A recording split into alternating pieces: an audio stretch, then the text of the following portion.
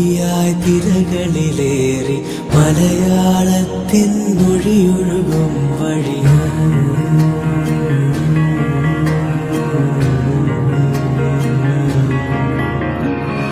രുകാമൊലിയായി തിരകളിലേറി മലയാളത്തിൻ മൊഴിയൊഴുകും വഴി പടരാം പവിഴക്കരയും താണ്ടി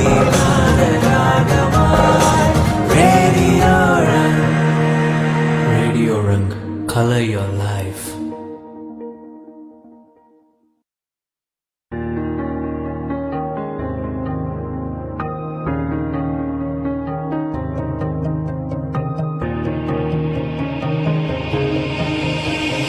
ൊഴുകാമൊലിയായി തിരകളിലേറി മലയാളത്തിൻ മൊഴിയൊഴുകും വഴിയും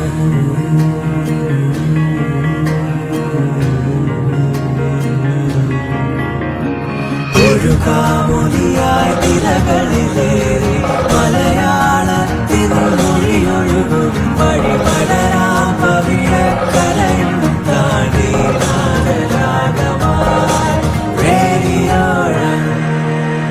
Radio Rang, color your life.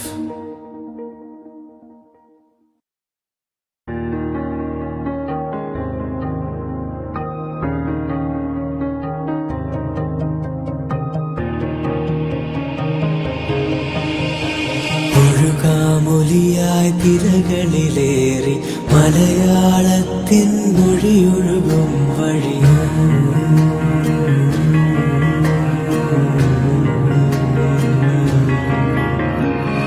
ൊഴുകാമൊലിയായി തിരകളിലേറി മലയാളത്തിൻ മൊഴിയൊഴുകും വഴി പടരാം പവിഴക്കരയും താണ്ടി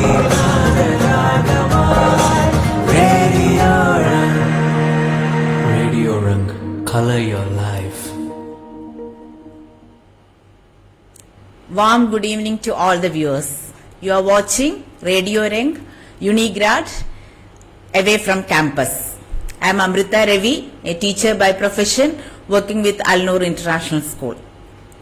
Choosing a career is one of the most important decisions you will make in life. The career choices are influenced by multiple factors such as cultural values, family background, personal attitudes, future expectations, and many more. Career planning gives you much needed direction and make it clear there where you see yourself in future. It makes you aware of your strength, weaknesses, skills, and knowledge what are required to achieve your goal. Mr. Anand Nair, Vice Principal, the Indian School, Kingdom of Bahrain, is with us to continue the session. Good evening, sir. Good evening. So last week, many parents, teachers, and students called me to make you know that it was very clear. All the questions you answered it very well. It was crystal clear. Thank you so much. Thank you. Sir, last week we had mentioned about CA. We took MBBS, psychology, hotel management, and CA. When we mentioned CA, I already told about my friend. Her name is Shanti Sebastian. She is working in a reputed firm as just financial manager, and she has completed CA in her 29th age, if I remember correctly. But she has cleared all the exams well in advance in her first attempt itself, and only one group left. So just many parents contacted me regarding this. They are concerned about their children. So what is the best way to complete CA? Good evening. Ever since last week we had a discussion on various career options. I got also numerous calls from parents, from students, and from few friends, like it was very informative. So our responsibility has increased. We need to add in more information so that it reaches out to parents and students and they are benefited by it. Chartered accountancy as a profession is a wonderful profession for many of the students. Normally in chartered accountancy you start your foundation course after your class 12 examinations. So you join in for foundation, write the foundation, clear those papers and get into the first level, the intermediate level, or the IPCC one. It is to be now the intermediate level. In the intermediate level itself, there are 2 groups, and each group consists of 4 papers. So you need to clear all the 4 papers. Not only that, you need an average score in the group also to clear that group. So suppose you clear 3 paper, 1 paper is still remaining, you will have to clear the entire group. So it is group based. That's the reason, like, why many get frustrated. So I always suggest students that do not enroll for chartered accountancy as just only in CA. Parallelly, if you enroll for BCom or any of the other course which they can do it very easily, during my college days, we used to, I had friends in my college who had joined for a regular college, and side by side they used to do chartered accountancy. Okay. So in case the child is not able to reach the finals, or in case the child leaves the chartered accountancy halfway through, he still can go ahead and complete the graduation. So after you complete the group 1 and group 2 of the IPCC or the intermediate, then you have internship now, and then you go for your finals. Finals also, there is group 1, group 2. Since it's a professional course, it is very demanding. It demands your time, it demands commitment, and there has to be passion about this. Unless and until you don't have a passion about it, you cannot excel in that. So they have to be very passionate also. There are students who are cleared in first attempt, all the papers in first attempt, and that's amazing. There are students who are cleared in 2, 3, 4 attempts also. As I mentioned last time, a friend of mine who cleared in 8 attempts, in 9th attempt, in fact not 8th attempt, I can say the 9th attempt he made it through, he got through. And today he is a very good chartered accountant in Bombay circles. In fact, he has almost 400 to 500 people working with him. So which is exceptional. That means, you cannot look at one failure as this failure is the ultimate. So in a profession like CA, or you take up CS also goes by the same rhetoric, or ICWI, which is cost accounting, which are the 3 professional courses open for, very easily for commerce students. By the way, there is no restriction. Anybody can write the entrance examination and get through with that. And once you get through with the entrance examination, you can enroll for the course. So it's not necessary that you have to be a commerce student, or you have to be a commerce student with maths, or science students cannot do it, or humanities students cannot do it. There is nothing like that. Anybody can attempt the entrance examination once you complete your 12th standard and get into that course. And it's fun. So CA, CS, which is company secretaryship, and there's a lot of myth about company secretaryship. In fact, many of the people don't know about company secretaryship as a career, because they think that company secretary and personal secretary are both the same. They are totally 2 different domains. A company secretary in the hierarchy of the company comes immediately after the board of directors. So which is a very demanding profession as such. You can even start your own consultancy.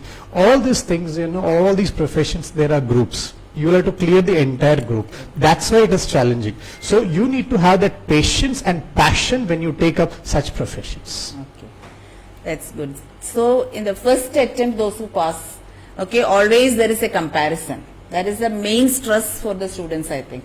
There is a comparison. Look at them, just she has cleared or he has cleared. So that is the main issue, I think, with the others. Okay. So this comparison, because the professional courses are demanding. Any professional course, it is demanding. Okay. So parents also need to understand, the society around them, they also need to understand that it's a professional course and it's quite demanding. Let us not pressurize them more.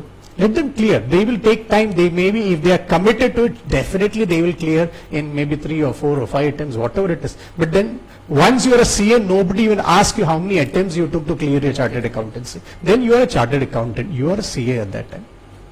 Is there any percentage pass rate? It's 50%. 50%. So just how many CA required? So how many % required? No, so I'm talking about the pass rate, means the answer sheet marks. Answer sheet marks, 50%. So if they get in one subject less than 50%, so entire all the 4 subjects they have to write. Yeah, if you miss out in one subject less than 50 marks, you will have to write the entire group.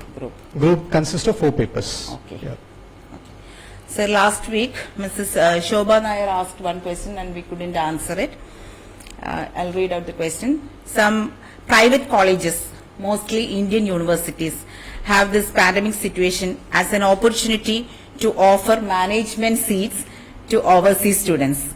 The students and parents are going through a difficult situation as some of them can't travel or scared to travel. They are forced to pay a huge amount as capitation fees to get the admission. Most of them are unwillingly fallen into this situation. Now almost 80% students have taken online admissions. What's your opinion regarding this, sir? Shobha Madam, I fully agree with you because some of the universities have exploited the situation and they have, created profit-making institutions there. I do agree with you, and this is a matter of concern for anything. When we enroll for any course, like after 12th standard, all of us have to be prepared in advance. That is, which are the possible universities, which are the possible colleges where I join. When we choose a university, we have to understand there is a university, there is a deemed university, there is a private university. Where are we actually enrolling? So we need to find out what is the difference between a university, a deemed university and a private university. There are certain universities, within the university there are certain colleges which are granted autonomous status. Right now, the UGC has been behind the colleges to get autonomous status. So slowly, maybe many of the colleges will come up with autonomous status. So there are, for example, since I am from Bombay University had so many colleges in Mumbai itself, like at least, this year, 7 of the colleges, they got independent autonomous status. So when we enroll for a university, what exactly constitutes a university, how many colleges that particular university has, what are deemed universities, how many campus that are those universities has. Some of us fall prey to the fact that we join a deemed university or deemed to be university, we join it, but they run multiple campus outside their particular arena, which is not allowed by UGC. So a deemed to be university can only run their courses where they are situated. They cannot, for example, if they are situated in, let's take it Punjab, they have a jurisdiction. They cannot run their colleges or they cannot run their centers anywhere outside. So there cannot be an off-campus center as such. As Shobha Madam asked, many of them are forcing students to get into management quota. That is because of this pandemic situation, since many are not able to travel. These so-called autonomous institutions or private educational institutions or universities, they have compelled students. What I feel is that, this has happened at this time, it's very unfortunate, and many of the parents have already taken admission. Some are still left out. But then please look into all the areas. Some of the universities do not even charge as much as these private universities. Some of the colleges, the fees are very less. Not necessary that you need to get into all those A-grade colleges. You will have the second-rated colleges also.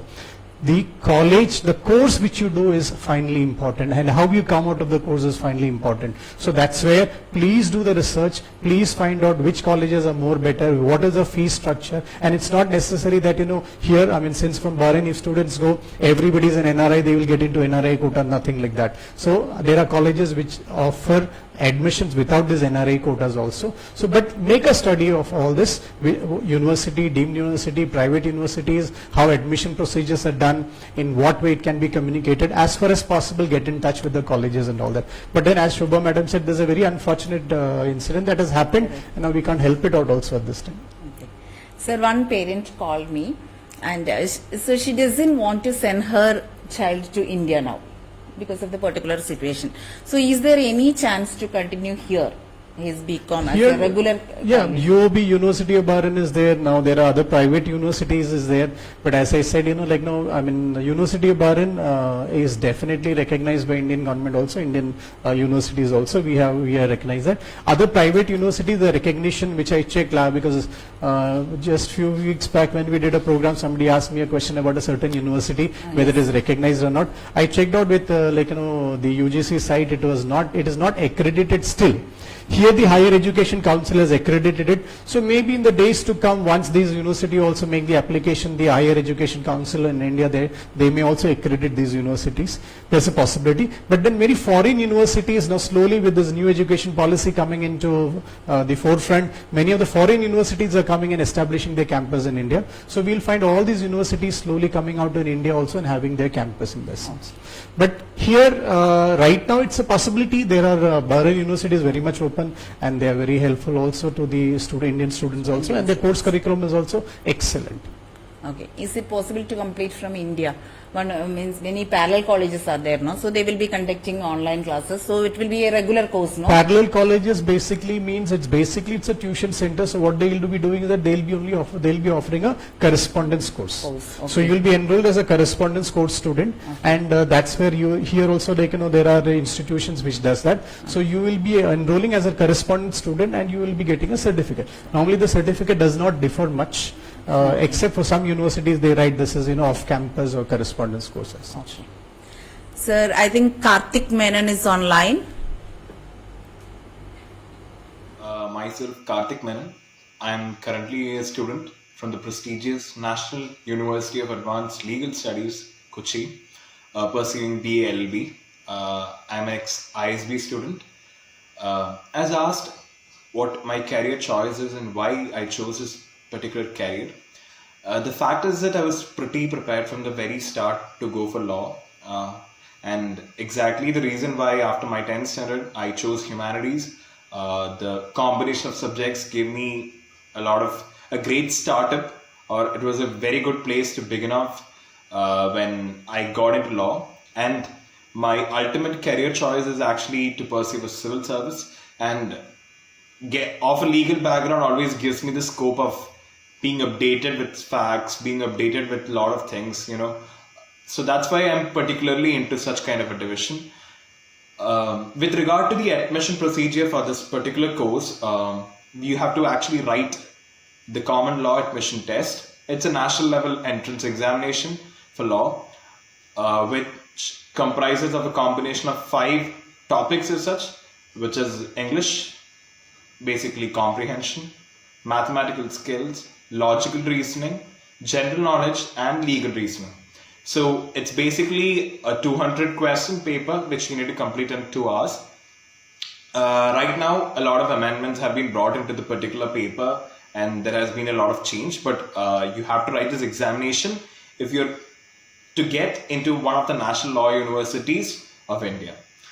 After which you are shortlisted based on your rankings, and once your rankings are out, according to your provisional rankings, you will be ordered in any one of the national law universities depending on the hierarchy of its ranking. So this is how my admission procedures worked, and what inspired me to choose such kind of a profession is that always I have been somebody who has been very socially committed, or somebody who has made sure that if there is something that's happening in front of me, I generally react. Maybe those inherent qualities in me actually inspired me to choose for a profession that would give me the opportunity, that would give me the backing to actually act upon my thoughts. So, which is exactly the reason why I went for a legal profession.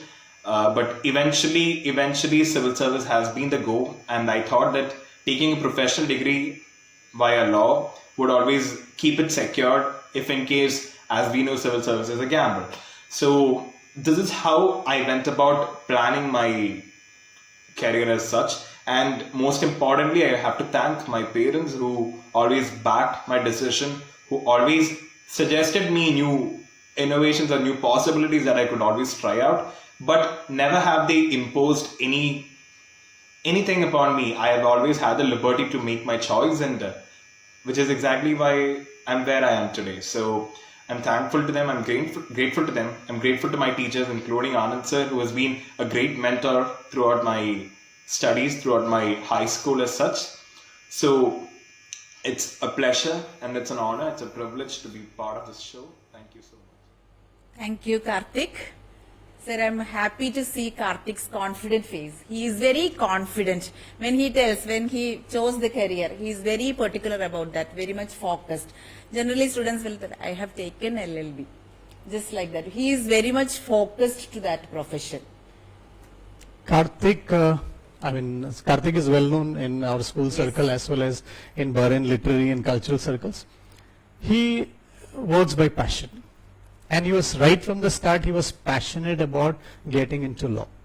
So that was, that was there in every cell of his body, so that is what, so he chose law by choice. And that's where he was ready to wait, write the examination, get into the National Law College, and he is definitely doing well. So Karthik chose a career which not many would dare to choose. Based on what Karthik's talk was, that what Karthik spoke, I also spoke to another teacher of, whose daughter is also doing law, Anaga, like she is also doing law, and they are of the opinion they are very happy with what they have taken up, and they have taken a very wise decision as per their choice. Correct. So thing is, law is another area where I was discussing, like, and then suddenly somebody said, law doesn't have any career aspects, but that is not the correct information. Law has lot to do with career, and lot of career new areas are coming up with law, with all those intellectual property rights coming up now, IPR, which is another topic that is under discussion. Law will have its own importance, and you can see everywhere we need lawyers, and the legal profession is very much a respected profession as such. So all the best to Karthik and Anaga and all the others, those who are doing law. And this is there is an examination called as CLAT, that is the common entrance examination to get into national law colleges. Apart from that, there are private colleges who does take admission. Maybe they may have their own entrance examination, and they may admit the students based on that. But then this profession, hats off to this profession, and you can see the confidence in the way Karthik spoke and all that. And he was very clear. I mean, he did not want to get into any other profession. Any other profession. Yeah, he was clear. Whenever we used to talk, he was very clear. I want to get into law, and he did it. Yes. Right. Good. So those who have taken law, when they come to Middle East, is there any chance to work in legal field itself? They can work with legal field, but then being here an attorney requires registration with the council here. So that could be a problem. So because they will be studying basically Indian law. So their career, but then they will have a huge career choice back in India itself. They need not come to India at all. I know many lady teachers who have completed their LLB, LLM, and then taken that Montessori course, and working in KG section and all. So what about such cases? That is called as underemployment, Basically, there are many who have done excellent qualification, they acquired excellent qualification, but since they come to the Middle East where there is a restriction on certain job requirements and certain qualification not being accepted at that time, they took up what was available at that time. So maybe they did not pursue their career option as such and all that, and which is a very sad thing. But then that's their choice. They choose it willingly, maybe. But fortunately, those teachers are blessing, which I mentioned. They are very passionate to the profession. Means very good for the children. They enjoy their teaching and they teach well. Now they enjoy that profession. So to choose a career, some choose aptitude test, and some of them go for career counseling, and some of them aptitude test as well as career counseling. So which is the best choice? Well, as I have mentioned before also, there is no foolproof 100% concrete accurate aptitude test. I mean, you write the test and they determine your aptitude. Aptitudes can change over a period of time. Plus, career counseling also, whatever information you ask for, the counselor gives you that particular information. It is you basically that matters. So all this aptitude test, all this career counseling, it is as good as you. That means as good as the student. So you listen to that. Take an aptitude test. Like, there are some institutes who do near perfection aptitude test. They are very good aptitude test conducted and all that. But then aptitude test or career counseling should not be the only parameter by which you decide your career. A lot of other options available. You can talk to people, be socially committed, like, go around, talk to people, find more about careers, find out what is good for you, what is bad for you, what you may be good at. That's what is required. Here I would like to emphasize what I stopped last time. I was talking about a Japanese technology.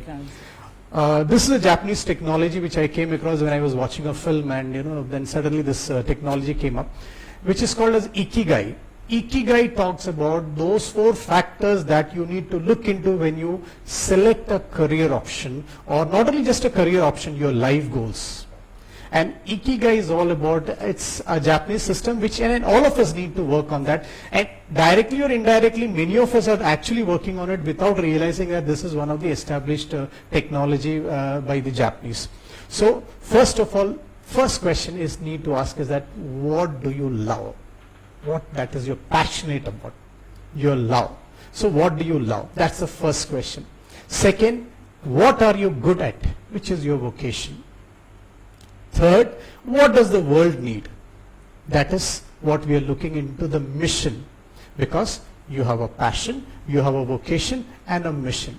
And finally, what is that you should be paid for, which is your profession? So these 4 questions: what do you love? What are you good at? What does the world need? And what you should be paid for.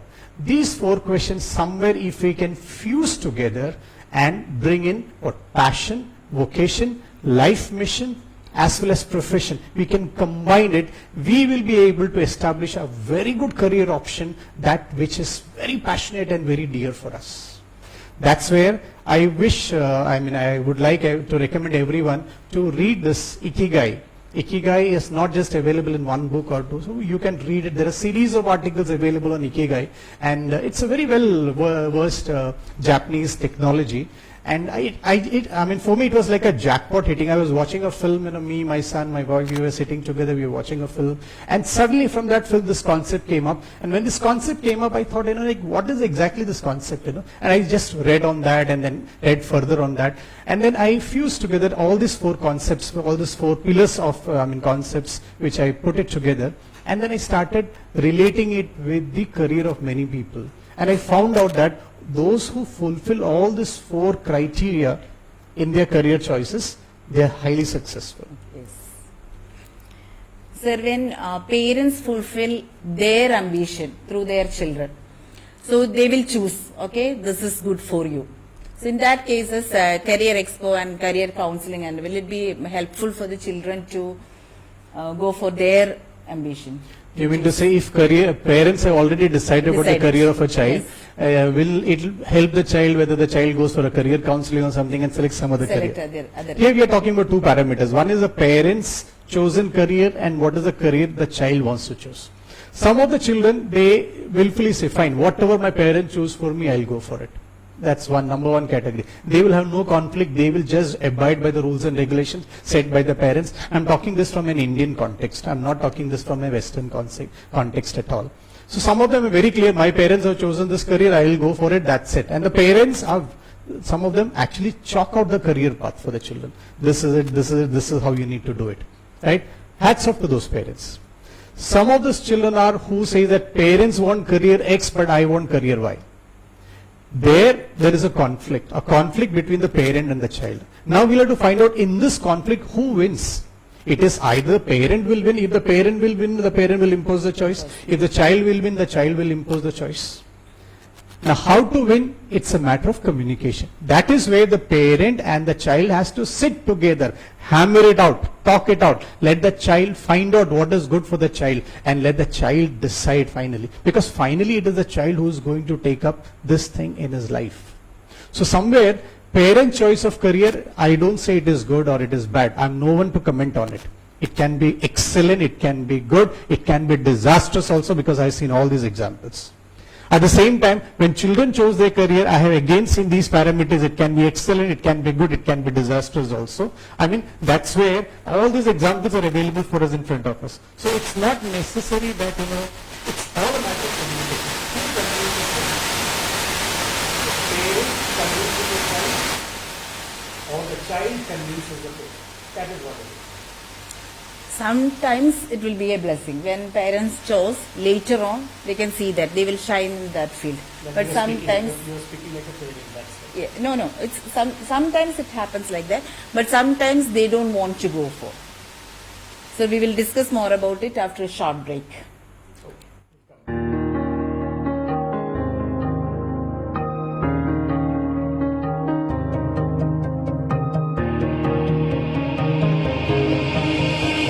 ഒഴുകാമൊലിയായി തിരകളിലേറി മലയാളത്തിൻ മൊഴിയൊഴുകും വഴിയും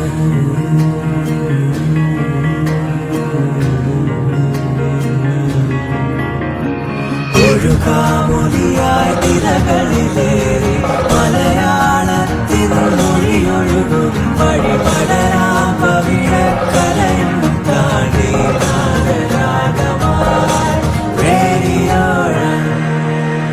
Radio Rung, color your life.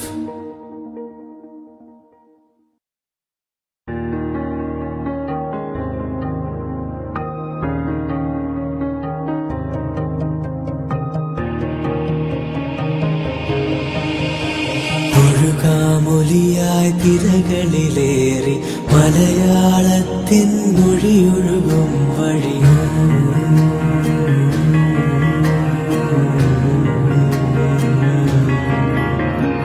ഒഴുകാമൊഴിയായി തിരകളിലേറി മലയാളത്തിൻ മൊഴിയൊഴുകും വഴി പടരാം പവിഴക്കരയും താണ്ടി നാദരാഗമായി റേഡിയോ രംഗ്.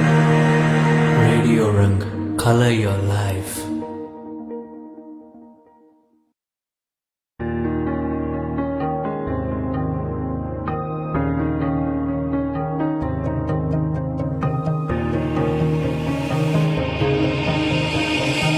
ഒഴുകാമൊലിയായി തിരകളിലേറി മലയാളത്തിൻ മൊഴിയൊഴുകും വഴിയും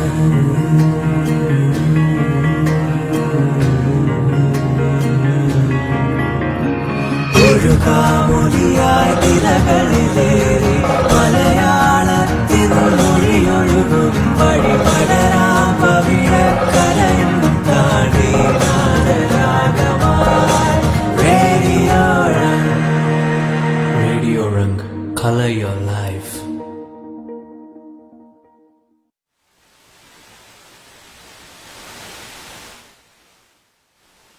Education Center away from campus. So we were talking about parents' choices and children's choices. One of the parents shared with me that her child wants to choose engineering, but she doesn't want to tell that. Parents have to choose the career, and she is telling the excuse that okay, so you chose the career, so that is why I got low marks. So will it be an excuse later on? Well, don't allow them to make any mistakes. If you choose a career, that's it, then there is no coming back in them. Or have that much of guts enough, either the parent or the child to give a full stop to it and say, fine, this career is not good enough for you, choose another career. Time is not an issue for you. So, do not allow the child to do the career even though the parent has an excuse not to do very well. That's why I said communication. Once you choose the career, that's it. So, choice, sometimes even no choice is the only choice, but only the choice. And that is where you need to be ready. Or the child should have said it right from the start, the child should have said it. I will go by your choice or I will go by yours. That's where Sometimes as teachers we will be in trouble. Students will tell that teacher I want to choose this profession. Then parents will tell that he will tell like that, but teacher please don't support me. In such cases, how will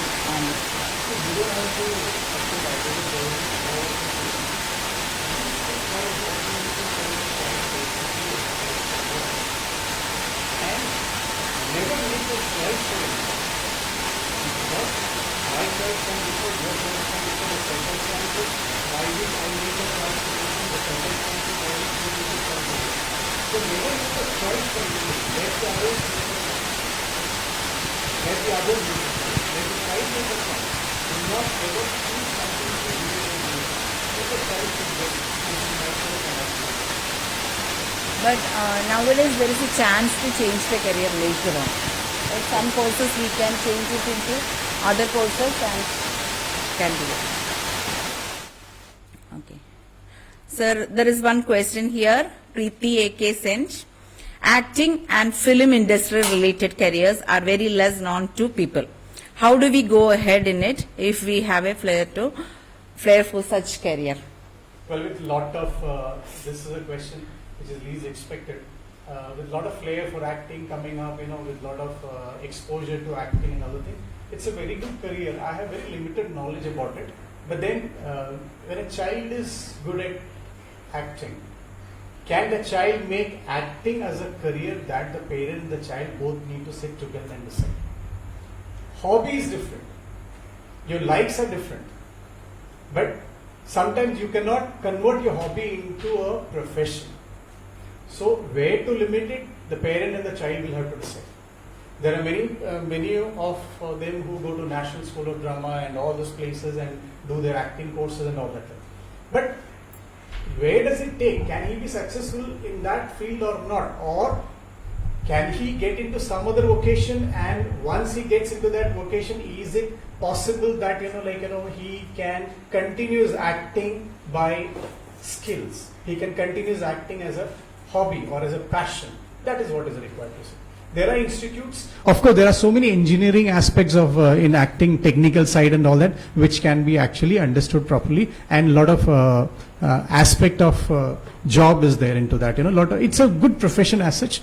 But then this career choice, when you make acting and acting related career choice or film industry related career choice, one has to be extremely careful.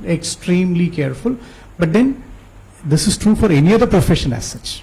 But here, because we are not much aware of it, unless and until we have a background to it, it's very difficult at times. So it's better be very cautious. Nothing wrong in anybody selecting.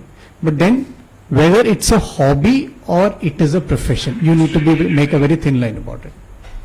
Along with other profession also, we can continue this hobby. Absolutely right. There are many who continue their passion of acting through other professions.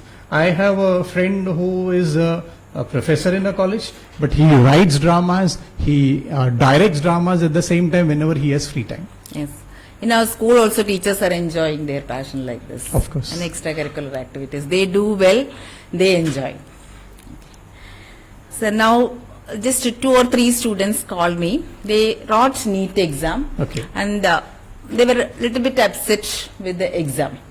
And they were concerned about many NEET students have committed suicide. So just what is your opinion about it? Yeah, when I say many is not a very sizable number. There are few, and unfortunately, one day before the NEET examination, one child committed suicide, which is a very terrible factor to happen. That cannot happen in our place. It should not happen that way.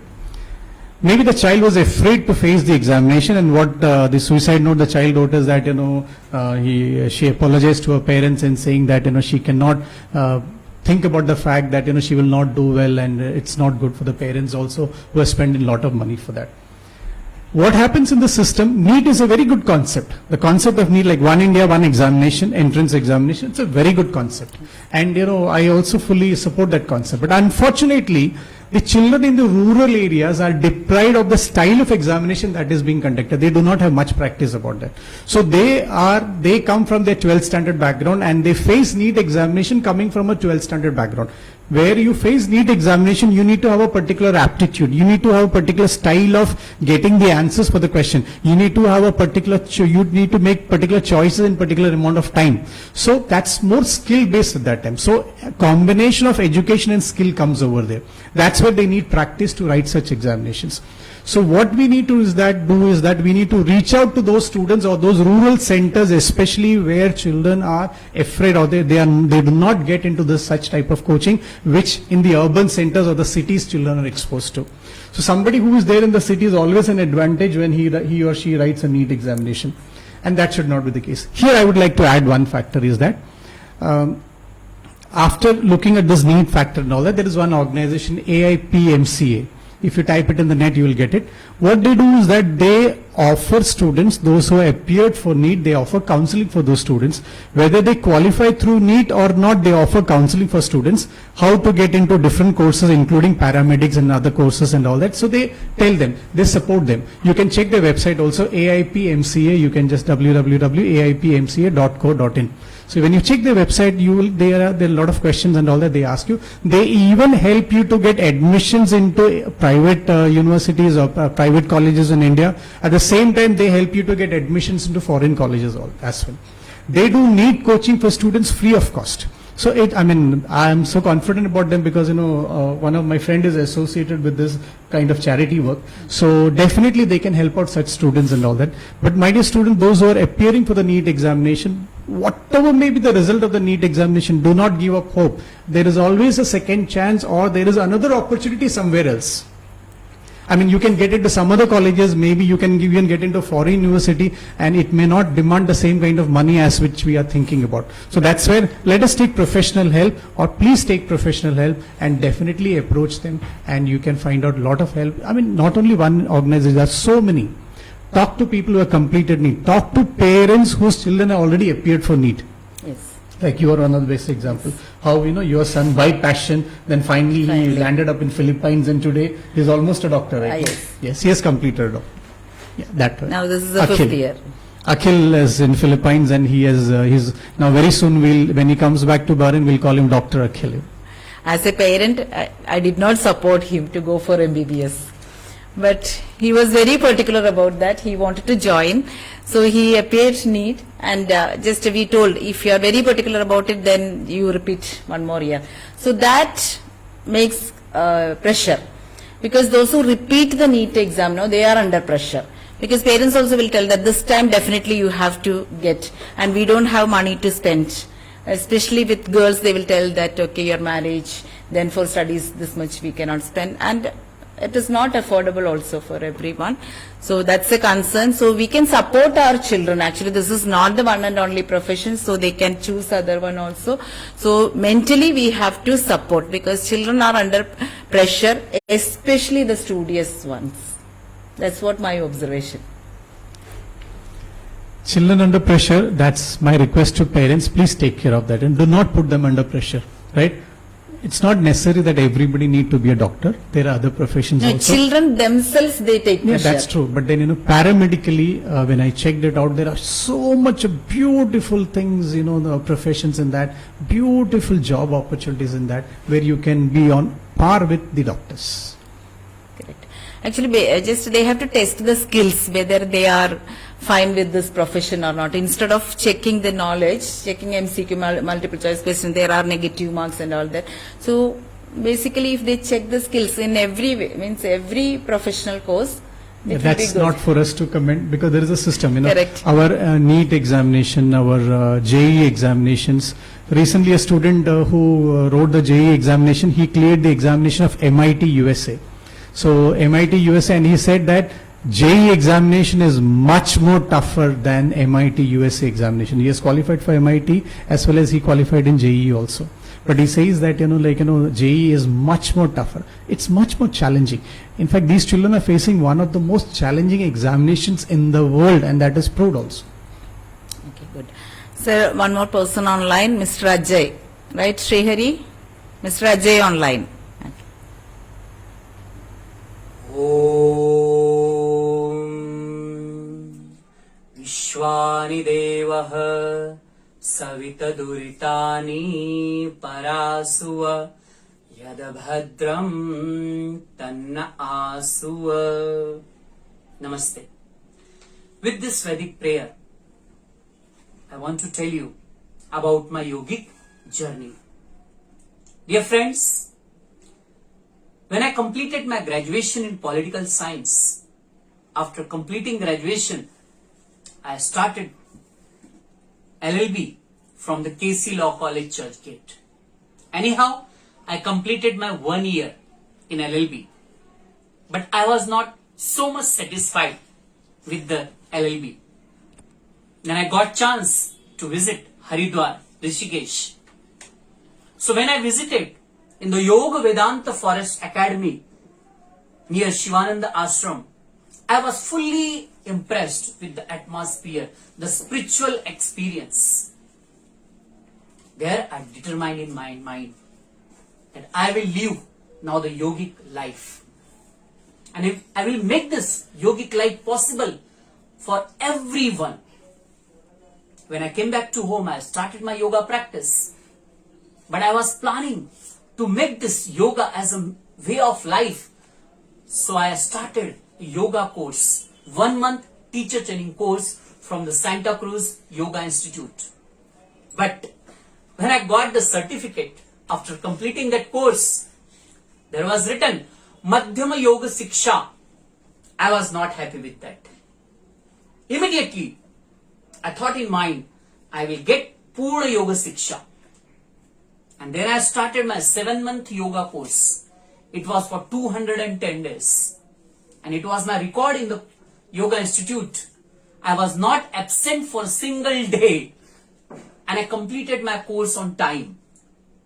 Simultaneously, I was doing stress management session with yoga. I was conducting Sanskar Sinchan through yoga with the school and the college students. I was conducting sessions for the police department also. I was conducting sessions for the jail inmates also. So many experiences was there. So simultaneously when I got call from the DAV Public School Thane, when I was in the school, they told me, we want you as a yoga teacher here in our school. I accept that. But after taking job also, I was not so much happy because I was thinking that I want to give something more.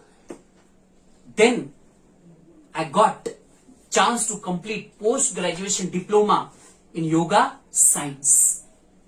Because I was from the political science field till graduation. So to get entry for the masters in Yoga Shastra, it was the condition to complete first post-graduation diploma in yoga science. So I applied for that. I completed my 1 year post-graduation diploma in yoga science from the Kavi Kulguru Kalidas Sanskrit Vidyapitham, which center is in Somaiya College. When I completed that, I started my masters in Yoga Shastra. After 2 years, I got the degree also. Simultaneously, my school education was going on and I got 75% also. I was so happy. Simultaneously, then I started thinking to get more knowledge. So I applied for the yoga instructor course from the Yes Vyasa Swami Vivekananda Yoga Anusandhana Kendra, which is in the Bangalore. I completed course from there also. Then afterwards, I started planning to complete a NET exam, to clear a UGC NET National Eligibility Test to become an assistant professor in yoga. And I qualified that also. But still I'm thinking, learning never stops. Learning never stops. We need only enthusiasm to learn. And I think if you want to make a yoga as a career, determination is very important.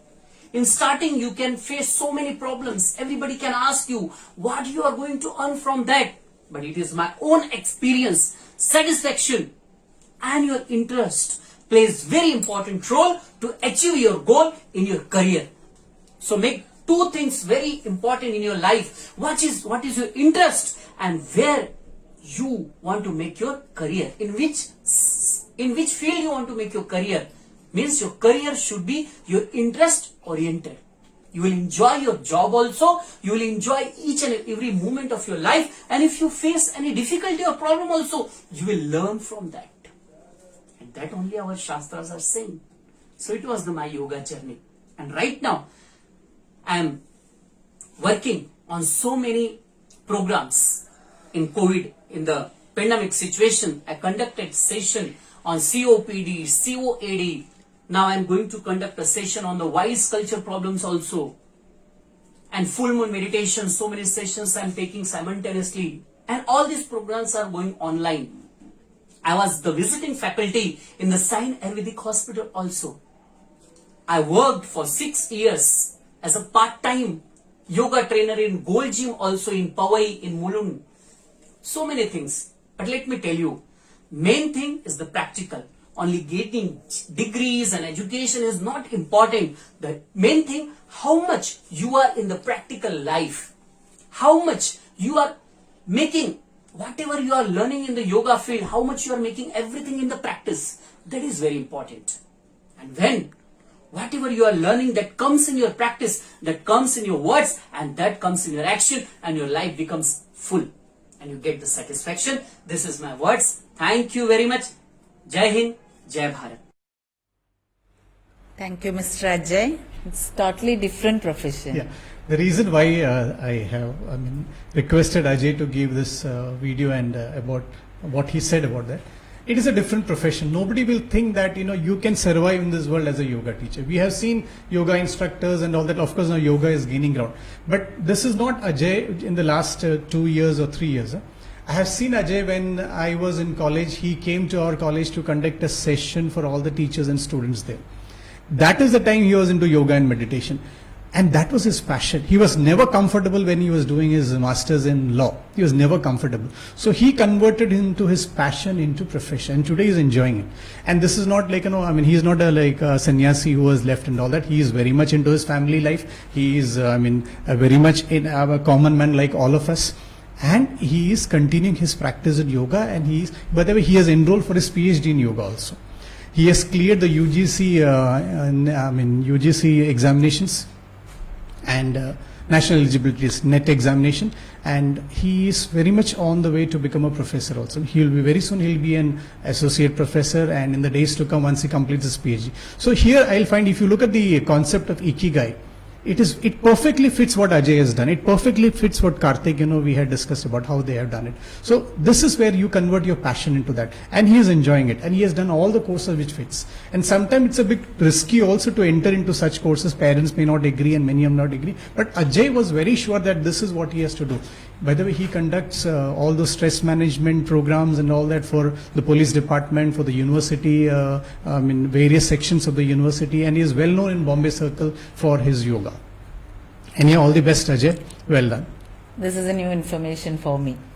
So then we just discussed about film industry, I think. Shaiju Matti posted a question. Similarly, what about other conventional careers? What if someone opts for it and fails? Isn't more risky? That animation... Yeah, non-conventional careers. He would have meant actually non-conventional careers. Non-conventional. Which career does not have a risk? You get into CA and you're not able to complete your papers, again it's a matter of risk. So which career does not have a risk? Every career has a risk. What if you get into medicine and you're not a good doctor, it's at a risk? What if you get into a particular profession, like you get into a profession of teaching, you're not good at? So every career has a risk. Non-conventional in the sense like, when they go into for animations or something, animations I have seen people flourishing. In fact, I personally know two of the people, I know one of the student who is doing it in Malaysia. I personally know two people, very much attached with us, who are very good into animation, and they have created a world into animation. So, of course, there is a lot of factors that are there. Unconventional careers, we are afraid to choose because we don't know much about it. So that's the reason. But there are people who have chosen unconventional careers and come out very good also. Risk element is there in all the professions. When children mention, I want to choose animation, photography, game designer, I used to wonder, there is no words because cannot comment, we don't know about it. Don't choose because somebody said game designer is good. Don't choose because somebody said animation is good. Find out, because you have to walk through that throughout your life with that. So you should be very focused and very clear on that. So there is one more question. Mrs. Usha Benny posted. Before reading that, I will tell one incident. In my previous school, I was working with DPS, NMS DPS. In our staff meeting, Principal Sir asked, how many of you will support your children to choose teaching as a career? Unfortunately, no one raised their hands. And their children, they don't want to go for teaching. Then Sir asked, how many of you want good teachers for your students, for your children in classroom? So everybody raised their hands. Related to that, teacher asked, very few opt for teaching profession. What could be the probable reason? In case someone wants to go for teaching profession, what are the choices? Very few opt for teaching profession. The probable reason could that it is one of the most challenging professions in the world. Because you are training human mind. So it's a very big challenge, and not everybody is good at taking challenges. So teaching profession, I vouch for it, personally vouch for it, is one of the best professions to be in. Why very few opt for it? That's because we find majority of us are focused towards conventional careers. Teaching may not be very lucrative to many, but the society needs good teachers. So the government, and especially with the new education policy coming up, lot of work is being done into it, and lot of options will be available for good teachers in the days to come. Lot of options will be available for people who can contribute into this teaching profession. So that's where I have students, who have selected teaching as a profession. They said fine, they were commerce graduates. They said, after BCom, we are definitely going for MCom, and along with MCom, we'll be writing our national eligibility test, the NET examination, and we'll qualify, or we may do a beard, we will get into schools and all that. There are many who are wanting to be teachers, Montessori teachers, like teachers who teach in kindergarten. So teaching as a profession, very less select, because we know very less amongst us. But there are who are opting for it. But in the days to come, I'm sure things will change. In my schools, now I remember my observation, male teachers are less comparing to female teachers.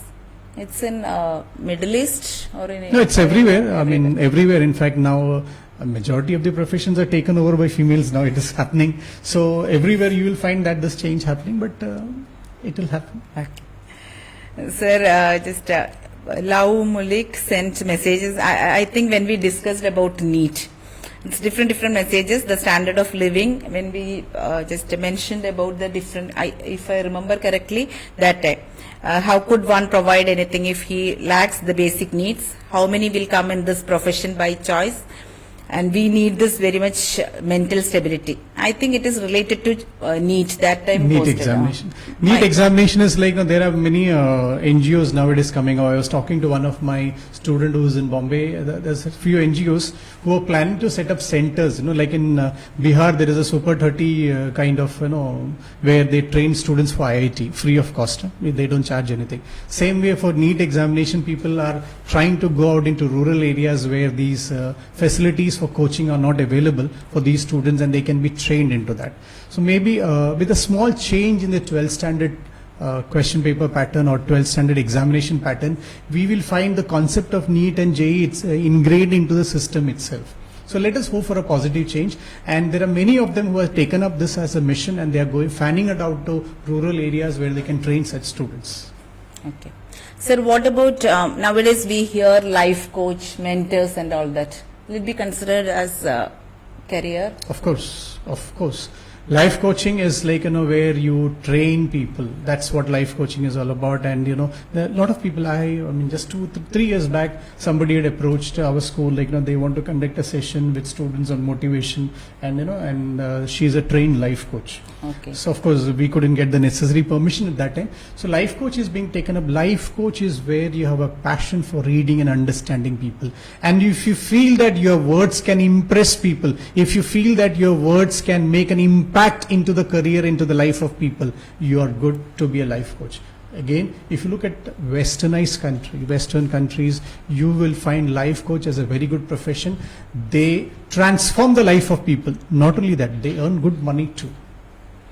When Rebecca mentioned about psychology, so I thought only they can be either teacher or counseling. So counseling as a career, it's a better choice. Yeah, counseling is a very good career, and because the entire society requires good counselors. Here there are many counselors who are not counselors, they are advisors. They keep on advising, you do this, you do that. That is not counseling. Counseling is where you get into the head of the child and you find out what is good and bad for the child, and you propose it in such a way that the child makes a choice. It's not like, we suggesting something and the child doing it. That is definitely not counseling. So counseling is a wide area. Again, you need to have passion for human skills. You need to have a passion for human beings. You need to be a keen listener. Counseling as a profession is very good, and it's coming up. And slowly the concept of counseling is also changing.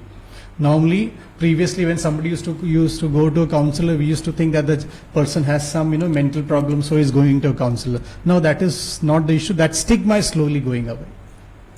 I thought actually counselor will go for advices, guidance and all that. Just to know more about counseling, I had done many courses. Then only came to know that counseling is neither advice nor guidance.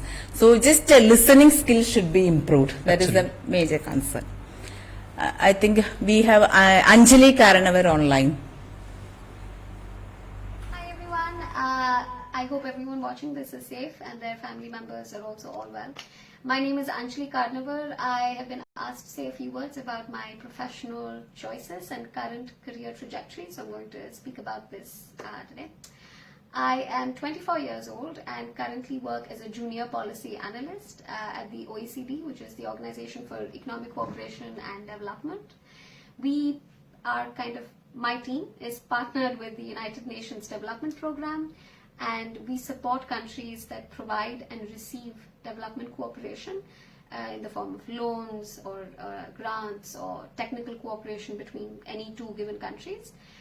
We monitor the way these countries engage with each other and give them policy advice on how to make it the most effective in order to achieve the end goal, which is ending poverty, to realize gender equality, to build better partnerships between governments and other stakeholders like civil society organizations, private sector actors, etc. I guess it's a bit difficult to explain what I do in simple terms, but essentially it's to help countries engage with each other better and to have sustainable international development. So prior to this, I worked as a trainee with UNESCO on freedom of expression and the very important implications of freedom of expression for international development in any given region or countries.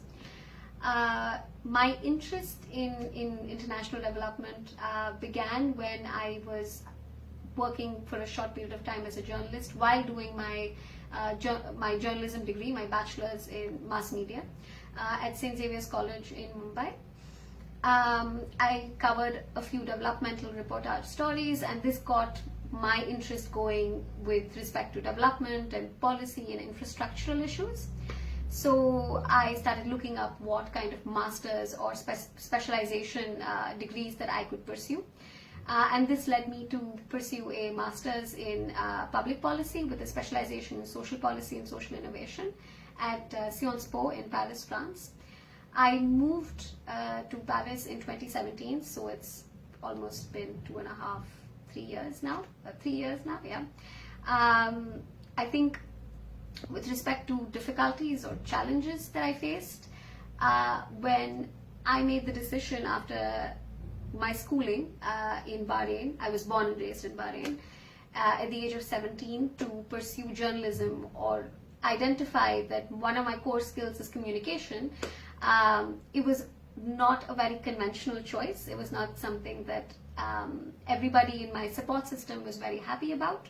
They did think that me taking up something more, in a sense, steady, such as medicine or engineering, would have been a better choice, which was out of, concern for my well-being, of course, and I really appreciated that at that point. But I made the choice to pursue journalism, and then that experience led me to realize that there is something else that I'm more interested in, and there was an evolution of self that happened that led me to international development. I think the next challenge or difficulty that I faced was really figuring out how to pursue my master's in a country that I've never been to, in a region that I've never been to, in a place where I don't speak the language. I still don't speak the language very, very well. And then to build a life in that country, to work in that country after my master's, right? So figuring out the paperwork and getting accepted into the university, all of this was a bit tough, but there were people that did this before me, that paved the path for me to follow them and know what kind of effort I need to put in to actually get to Paris, and these people continue to be my support system in Paris, actually. After that, I think this is a difficulty everybody faces, is after you graduate and have a certain number of degrees and you want to finally enter the job market in a steady sense, this transition period can be quite tough, and when you're in a country that you've lived in only for a few years, it's a lot more difficult.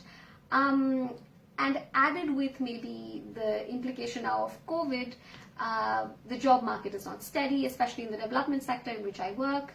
But I think at the end of the day, the point is that if you are going to make unconventional choices, if you have identified a core skill of yours, I would say that you should pursue that, because especially with COVID, none of us really know what lies in store for us. So unconventional job choices, unconventional professional choices are definitely something that I would recommend. But making sure that there are people that you're in touch with who have done this before you, because whatever you pick to do, I'm sure there are people that have done it before you, is a great way to make sure that you're not alone or making wrong choices or influenced by wrong choices.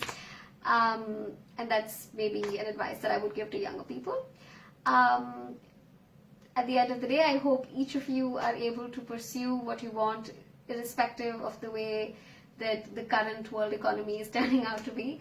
I wish you all the very best, and to anybody that wants to pursue a career in international development, the very little that I know from my experience, I would love to share with you on an individual basis if that's something that anybody would like advice on. And yeah, I hope this was not too boring. Bye. Thank you, Anjali Karnavar. Sir, after a short break, we will comment on this. Thanks. We will go for a short break.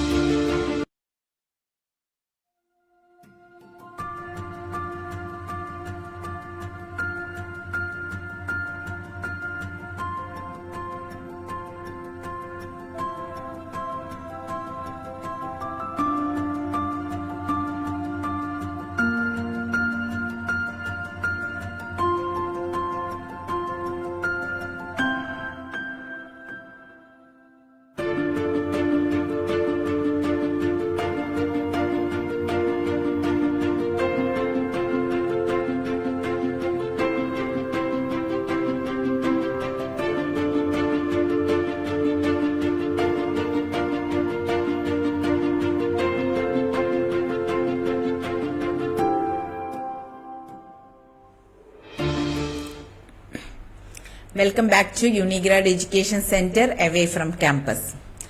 Sir, when Ms. Anjali Karnavar mentioned, those who wanted to choose this career, I am ready to share my experience. Actually, it's a very good choice, those who wanted to choose this career particularly. So let them speak to the professional ones instead Absolutely. of just telling, okay, I wanted to go for engineering. Anjali's background is that Anjali is a science student who decided to go for journalism, mass media. And she did one of the best colleges, St. Xavier's, and that's how she got into. She was very confident. See, if you look at, heard what Anjali said correctly, she said her, plus point or the X factor in her was her communication skills. And I remember once we were interviewing her for the prefectural council, she was asked a question. She is not very tall. I'm sorry, Anjali, for that. So she's not very tall. So when we asked her a question like, you as a, member of the prefectural council, you're such a short girl. How will you be able to do that? She said, big things comes in small packages. That's what her answer was. The communication skill has been very excellent, and her parents also supported her in the journey. She, did her bachelor's, and then she went to Paris, and finally she got to do her internship with the United Nations organization, and that is what she is pursuing. So that means, a child who has reached to that level, And today she's ready to share her experience and share knowledge. And that's what she was talking about networking. She said, it's always somebody there networked for her, helped her out. So she is also ready to pass on that. So maybe we can have a group, or we can have a page, where all these people or parents or students who want some support structure with regards to various career options can either approach us or can approach Radio Rang's page, and or through us, maybe to all those students who have done or who have established themselves in their life. So maybe we can definitely help out. Thank you, Anjali, for saying that, and definitely would like to see more of that. Sir, exactly this is the purpose of our program Away from Campus. Actually, children should be benefited. When they choose some career, it should be benefited for them. That is the ultimate aim of this and program. This has took her to UN also. See, Anjali, it went on and she did her internship there, and she's working with an association or an organization which is also associated with UN, which is definitely a matter of pride. When I approach some students or those who are doing job, they are not ready to come online. So, just communication skills, it is very important, and interpersonal skills should be developed, because when they ask to come online, I don't know what is the reason they don't want to go for. That's the basic skill what we need. We can survive anywhere in this world if we have good communication skills with us. Language and communication skills, every student should develop it. It is very much essential. In our school also, we have to encourage them to talk in each class. So they don't want to because of some comments or something like that. That there should be some reason behind that. But every parents wanted to make them on the stage, but the children, they themselves, they don't want. And some of them always will tell that I am there, I am there. Then we will give the opportunity, because others are not ready. Then again the comments will come, those who are That's coming where out. the parents will have to keep on communicating and make the child speak at home also. Yes, that's very much essential. I think one more person online, Sridevi VK. Hello everybody, I'm Sridevi VK from Bangalore. I'm a postgraduate in journalism and mass communication from Jain University. I'm basically a Keralite but settled with family in Bangalore. Firstly, I'm really glad that I'm here to share my experiences with you all for this session. Thank you so much. So I did take up arts in my 11th and 12th, and for my degree I did triple majors in English literature, psychology and journalism. That's when I started picking up interest for this subject, journalism. Like everybody else, even I had this cliched thought of journalism being only just standing in front of a camera and then reporting about incidents to the viewers. But then I think studying journalism for 3 years in my degree course did teach me that it was something beyond that. So that's when I chose journalism and mass communication. I think these two subjects did contribute to a lot of my holistic development, and I'm really glad that I did take up. So that's why I chose these subjects for my master's degree. Talking about my inspiration for it, I really can't pick up one or two people from it. I think everybody, from my friends to relatives to my parents to my peer groups, everybody has contributed towards what I am today in some or the other way. So I think they've all influenced and inspired me positively as well as negatively. So I have carefully analyzed all of it, and then I've taken up all of that. So that's about it. And talking about my future plans, I still remember teaching my small cute soft dolls when I was in like 3rd or 4th grade. I love teaching, so I really want to be a college professor. So that's about my future plans, along with my passion of dancing, singing and acting as well. So that's about my future plans. Talking about the challenges that I faced during my journey, to be very frank, I haven't faced great challenges as such. I mean, I have faced small challenges here and there, but then I think I've been able to cope up with all of that. I think one major reason for all of that is because of my parents. They have never forced me to do what I didn't want to do. They've always been supportive of what I want to do, be it to what I wanted to study, for my dance, for my music, for my theater, anything. They've always been there throughout. So I think because of their support and great strong pillars they are, I think without them this wouldn't have been possible. And I think that's the only reason why I have not faced challenges, I mean great challenges as such. So I mean, I really can't come up with the great challenges that I face. So yeah, so that's about my challenges during my journey. And then I really want to mention about how dance and music has always been there throughout with my studies. I have heard a lot of people telling me that dance and music might be a burden. It might distract me. So they've all told me that please keep it away and then concentrate on what you're doing, what you're studying, and all that. But I really think that's false. Dance and music has always made me a better person. Dance and music has always made me a responsible human being. Dance and music has always taught me how to be multitasking in life. So I think it's only because of dance and music that I've learned to manage multiple things in life. And I'm always glad that I started learning dance, music, became a theatre artist and all of that, without which I don't think I would have been a person who I am today. So yeah, thank you so much for everything. That's about it. Thank you. Thank you, Sridevi. Well, she has done, she is a student who was from the arts background. There we have arts, so in Bangalore. So Okay. from arts she went into journalism. Journalism. We had Anjali who from science went into mass media. So see the difference, see how they come, how they Correct, connected from correct. different places. And what she has done is she has kept a passion of dancing and music as it is. And now she is very soon she wants to appear for again NET examination with the JRF, so that she can enroll into PhD as well and all Okay. that. So she has been able to balance that. That is what is required, So, and plus she also mentioned that journalism is not just about TV reporting as there are so many aspects to journalism, much beyond what the regular thinking can take place. That's where it has helped her out. So this is all about passion. Every career is all about passion, and that's what we have been emphasizing again and again. Every profession has its own challenges, Absolutely right. and it's very difficult. So just particularly During even I think so during her career time, even in between of the examinations, she has managed some excellent stage shows also, where she has done dance on various platforms and impressed people. in my case, I told you just I did not support my son for enrolling MBBS. So just I told, okay, you take admission in Bangalore Christ College, BSc Psychology, and we went there and took admission. And he was very particular, I'm not going for this. So being a teacher, I thought, okay, teaching profession is very good. And what is the reason? I don't know. This journalism field and MBBS field, I am very much scared. So I told Achu, just if threatening is there, what you will do? Amma, you stop watching movies. So that much journalism means I always scared of. So just I was about to ask, what about journalism as a career? Journalism is an excellent career as such. That's why we have one more student, who to come up, and we'll put up that, and then we'll discuss that. Okay. So there is one more person, Sanjana. Hi everyone, my name is Sanjana.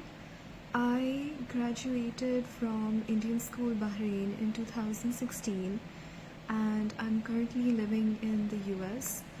Anand sir asked me to make this video for his career show talk, and I would just like to talk a little bit about mine. So when I was in Indian school, I studied in the commerce stream, but after I came here, I decided that it was not for me. My initial plan was to get into finance and become an actuary, but I eventually realized that it was not the correct career choice for me. And then I took a chemistry class in college and I really liked it. So I ended up getting a double bachelor's degree in biochemistry and chemistry. So that is what I'm doing now. I think the thing that made me change was I just didn't realize how many options there were out there until I came here and I got a chance to explore the different options. With my college, we were required to take classes in other fields too, just so we can get some knowledge about them and expand our interests. And because of that, I was able to take the chemistry class and I was able to find out what I really liked and what I really wanted to do for the rest of my life. So I graduated earlier this year in May, and I'm currently working for the State Hygienic Lab at the University of Iowa. We process COVID samples from all over the state. It's a 4-step procedure. What we do is we receive samples and we sort them out. We check to see if they are up to our standards. We check to see if there is any contamination or any leakage. So we sort those samples out, and that's the first step. It's called accessioning. Then there is the second step, which is processing, in which we prep the samples for all the further procedures. I don't exactly know what happens in that step yet because I haven't been trained in that step yet. I just joined here 2 weeks ago. And then in the third step, it's called extraction, in that we extract the DNA of the virus from the sample, or we just extract DNA from the sample.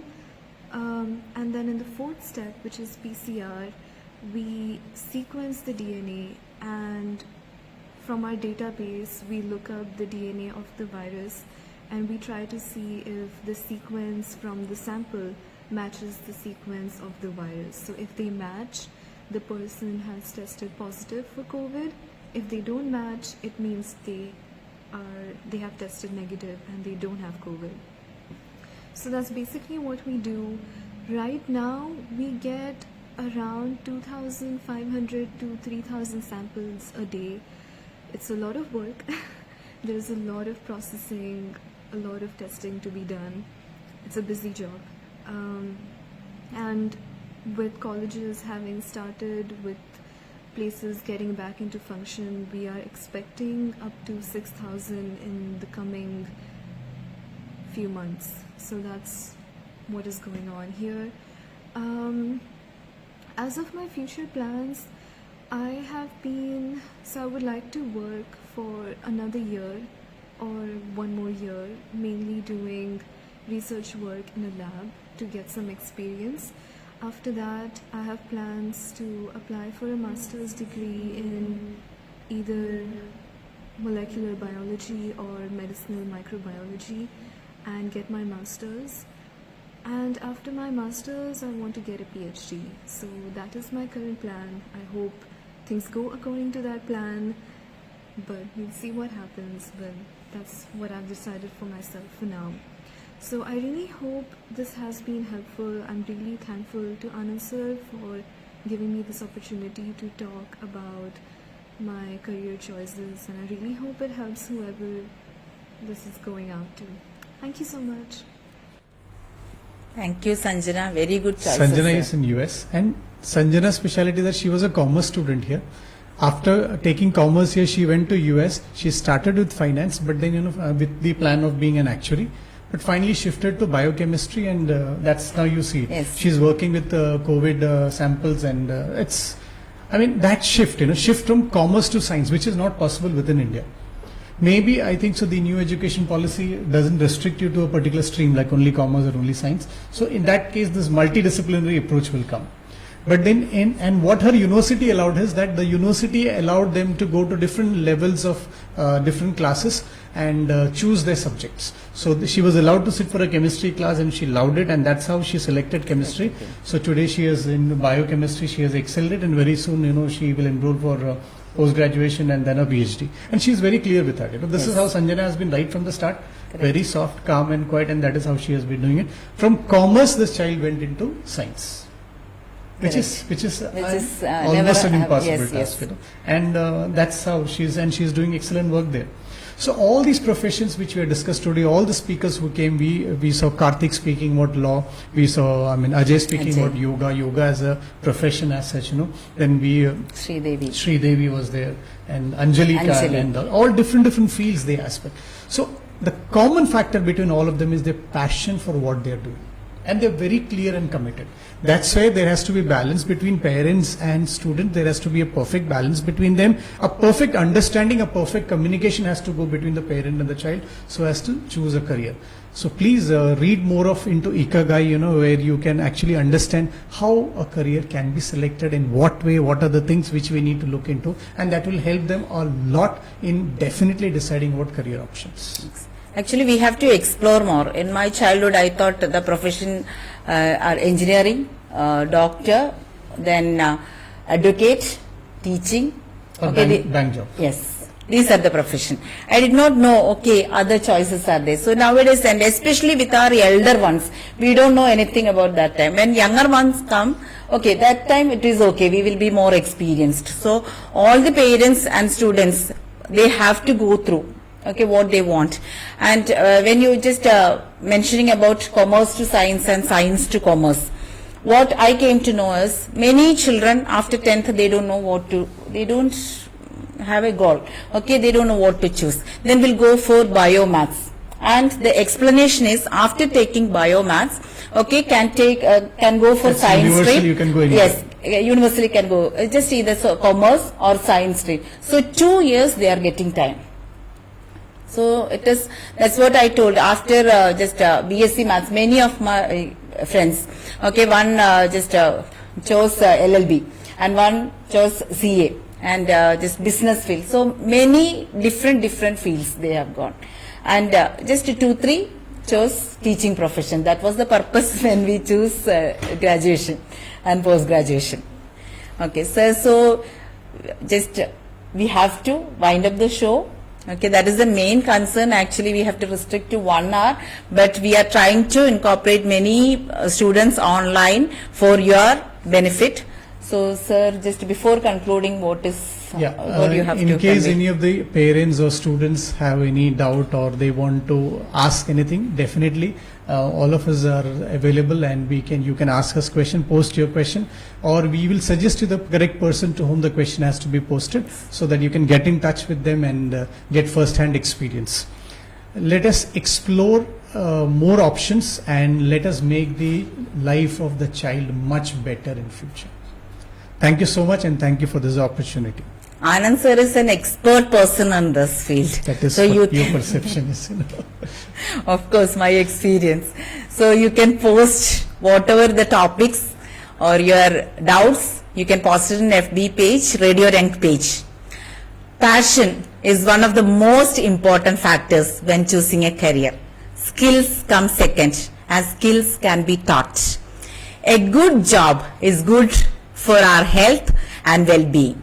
It contributes happiness, confidence, and high self-esteem. Do what you love and love what you do. Identify your passion and take necessary steps to achieve the goal. Then you will be the expert in that field. We will continue Unigrad Away from Campus on every Friday at 7 p.m. and definitely will come up with fruitful sessions. You can suggest topics or questions or respectful constructive comments on Radio Rank page. Thank you so much, Anand sir, for the crystal clear answers. It has really benefited. And a wonderful team is behind the success of this show. Mr. Rajiv, Mrs. Shubha Rajiv, Srihari and Krishna, and Mr. Anil Kumar. Thank you so much. Thank you. Okay. So it reaches among many people. That's a great job. Thank you so much, and see you on next Friday. We'll come up with some other segment. Thank you and good night.